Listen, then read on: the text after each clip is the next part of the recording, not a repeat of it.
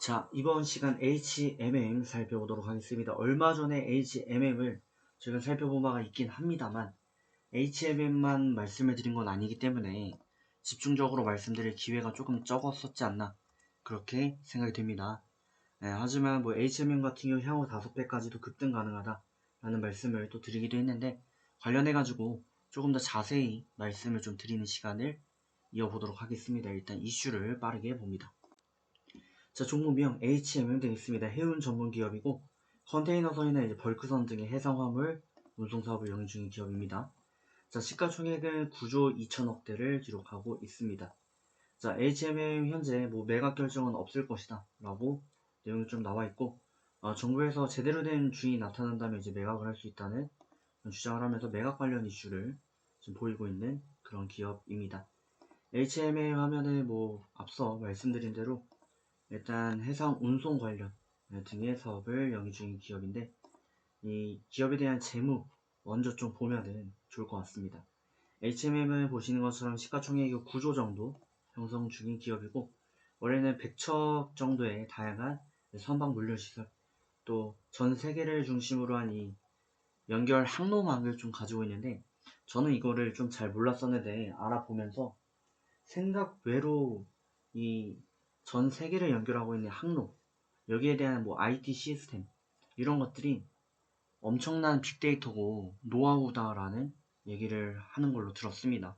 그러니까 뭐 예를 들어서 새로운 선박 뭐 분류 회사가 나타난다 라고 해가지고 뭘 할 수 있는 게 아니고 결국 기업들, 나라들만의 이렇게 신뢰도 그리고 그걸로 인해서 이제 가지고 있는 뭔가 비밀들 그런 걸로 어마어마하게 HMM이 좀 재미를 봤다라고 할 수 있는 그런 부분이 있다 볼 수 있겠습니다.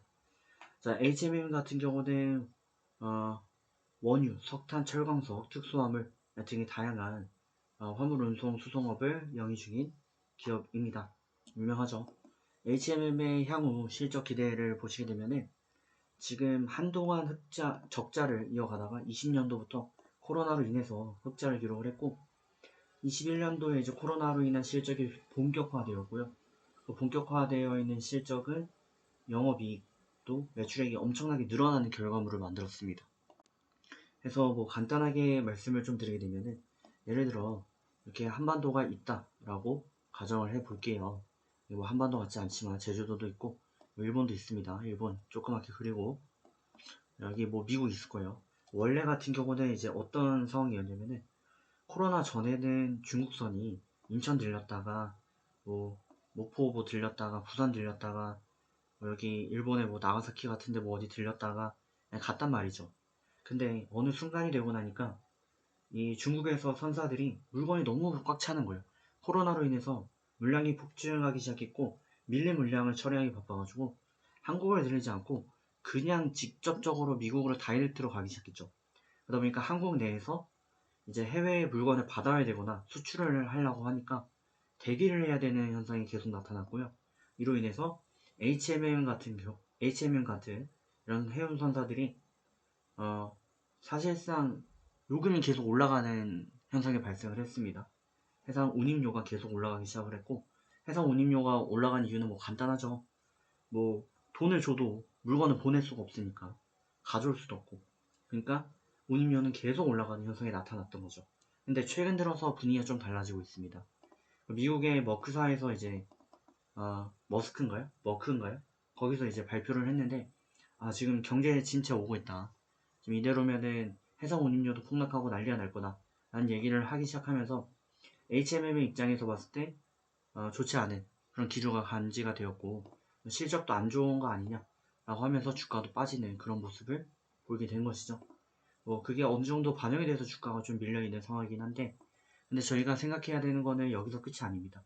당장 경기 침체가 온다면 실적적으로 안 좋은 모습을 볼 수 있는 건 사실인데 경기 침체는 지나갑니다. IMF도 지나갔고요. 그리고 금융위기도 지나갔습니다. 지나갑니다. 그럼 실적은 어느 정도 회복한다. 라는 게 중요한 포인트고 두 번째 포인트.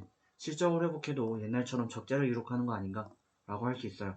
어느 정도 맞는 얘기입니다. 근데 지금 러시아에서 전쟁을 일으켰죠. 러시아에서 전쟁을 일으켰고 우크라이나랑 싸우고 있는데 유럽 같은 경우는 가스만 사용을 합니다. 천연가스만 주로 사용을 하는데, 천연가스 같은 경우 아주 간단히만 말씀드리면 유럽에서는 러시아산 천연가스와 노르웨이산만 사용을 합니다. 왜냐면 석유 같은 경우는 환경오염 정도가 너무 심해요. 사우디한테 가져오지 않고 있고, 또 카타르 같은 중동이 있지만 카타르에서는 주로 한국으로만 수출합니다. 아시아로만 만드는 거죠. 너무 멀죠. 그러면 유럽에서 가스를 가져올 수 있는 다음 방법은 뭐냐면 미국입니다. 미국인데 미국에서 가스를 가져오려면 석유관을 연결할 수가 없어요. 배를 가지고 운송을 해야 됩니다. 배를 가지고. 그러면 지금 유럽에 있는 모든 가스를 미국에서 가져오기 위해서는 선박을 투입을 해야 되는 거고, 그로 인한 수혜를 HM이 받을 가능성, 이에 대한 기대감이 충분히 추후 반영될 수가 있다 라고 한다면 주가가 상승할 수가 있는 거죠. 물론 거기에 직접적으로 얼마나 이윤 수익을 볼지는 모르겠으나 HMM 하면은 아무래도 기업 자체가 보시는 것처럼 석탄, 원유, 철광석 이런 거에 이제 특화되어 있거든요.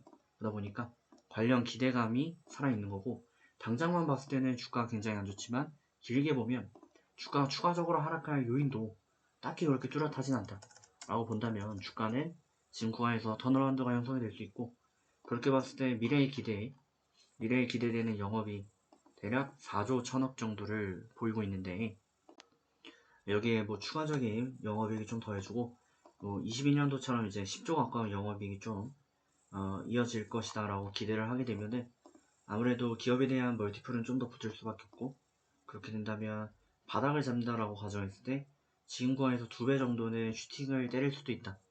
그러면 한 4만원까지 올라올 수 있지만, 그렇다고 기업의 가치가 지금 굉장히 저렴하냐?